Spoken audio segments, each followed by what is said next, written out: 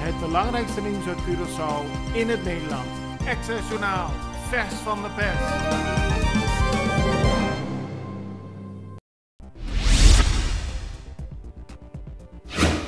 Curaçao scherpt de coronamaatregelen per direct opnieuw aan. In de afgelopen week is er sprake geweest van een duidelijke toename van het aantal coronapatiënten. En daarbij komt dat volgens het Nederlandse RIVM 75% van de nieuwe gevallen besmettingen betreft met de zogenaamde Britse variant.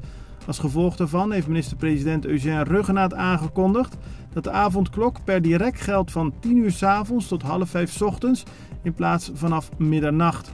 Restaurants en andere horecagelegenheden moeten hierdoor om 9 uur sluiten. De afgelopen weken was de avondklok juist steeds wat versoepeld. Volgens epidemioloog Izzy Gerstenbloed moet worden voorkomen dat de aanstaande verkiezingen voor een nieuw parlement, die worden gehouden op 19 maart, een superspread event gaan worden. Dus we moeten goed voorbereid zijn om te voorkomen dat het coronavirus zich verder verspreidt tijdens de verkiezingen, aldus Gerstenbloed. Hiervoor zal binnenkort een overleg plaatsvinden met alle politieke leiders van de partijen die meedoen aan de politieke verkiezingen.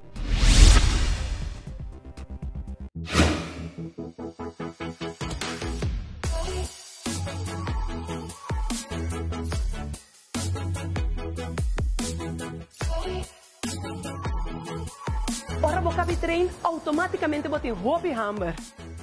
E se você gosta pão, escorre saber. Escorre isso feito. É tem hobby fibra. É do nabo energia beco para perder e é tem proteína para regenerar o músculo não. Panaderia Isa, para bo healthy lifestyle.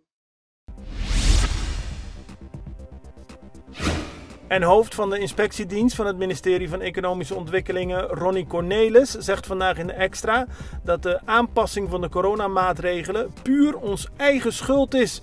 Cornelis heeft de afgelopen weken veel gecontroleerd, vooral in horecagelegenheden. En hij vindt dat zeker de afgelopen tijd veel mensen zich niet meer aan de regels houden. Zo worden er te weinig mondkapjes gedragen en wordt er geen rekening gehouden met de verplichte sociale afstand. Als gevolg daarvan zitten we nu weer met strengere maatregelen, aldus Cornelis. De rechtbank op Curaçao heeft gisteren de 46-jarige Venezolaan Pedro Aceituno vrijgesproken van moord op Curaçaoenaar Denek Corsica. Die moord vond plaats op 10 oktober vorig jaar in Punda. Aceituno liep naar huis en werd achtervolgd door Denek Corsica. Die vroeg hem om geld. Toen Aceituno dat weigerde, werd hij bekogeld met flessen, stenen en werd er geprobeerd op hem in te steken door Corsica. Daarop ontstond een vechtpartij en kwam Denek Corsica om het leven. Volgens de rechtbank was er sprake van noodweer en probeerde Aceituno zichzelf te redden.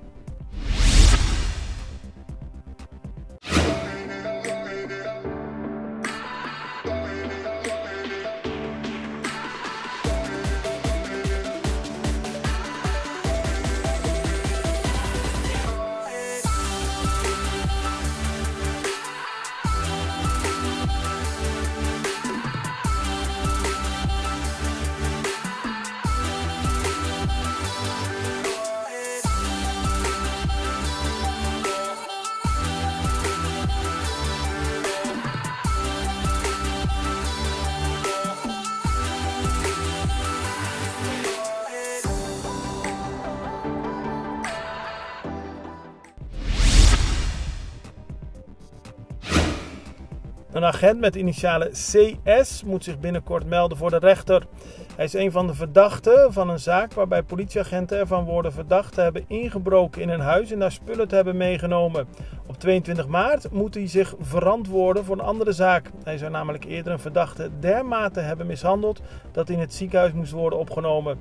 De zaak wordt 22 maart behandeld en de Extra schrijft erover vandaag. Op dit moment zijn er relatief weinig studenten uit de Antillen die medicijnen studeren in Nederland. En daarom wordt eraan gedacht om weer zogenaamde ministersplaatsen in te stellen. Zodat studenten vanuit de Antilliaanse eilanden en Aruba in Nederland weer medicijnen kunnen studeren en later aan het werk kunnen gaan als arts op hun eigen land.